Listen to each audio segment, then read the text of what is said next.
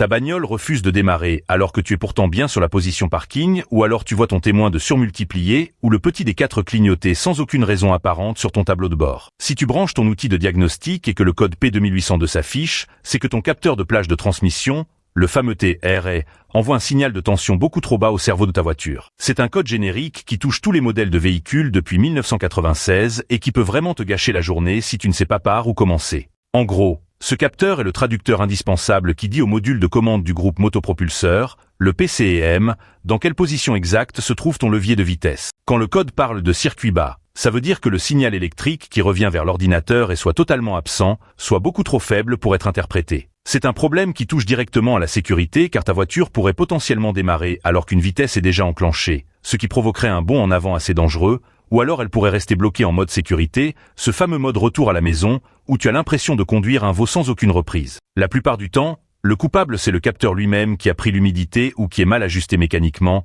mais ça peut aussi être un faisceau électrique qui s'est frotté contre le châssis. Imagine que c'est comme un vieux fil de téléphone coupé. Le message ne passe plus. Pour diagnostiquer ça, il faut comprendre la base de l'électricité. Un circuit ouvert, c'est comme une ampoule dont le filament est cassé, la boucle est rompue et le courant ne circule plus. Un court-circuit, c'est quand le fil positif touche directement la masse sans passer par un composant, un peu comme si tu posais par mégarde une clé plate sur les 2 bornes de ta batterie, ce qui ferait de grosses étincelles. Mon conseil de mécano, c'est de prendre ton multimètre numérique, le DVOEM, et de tester la tension aux points clés que sont les points A, B et C de ton schéma. Si tu as bien tes 12 volts au début, mais rien au bout du capteur, ne cherche plus, c'est le capteur de plage de transmission qui est mort. Parfois, il suffit juste de le dévisser un peu et de le recentrer correctement pour que le signal revienne. Vérifie aussi tes fusibles en premier, car un simple petit fusible de 10 ampères grillé peut te faire croire à une panne majeure de boîte automatique alors que ça ne coûte que quelques centimes à réparer. Soyez bien méticuleux avec les prises électriques, un peu de nettoyant contact peut souvent faire des miracles sur ces vieux connecteurs exposés aux projections de la route.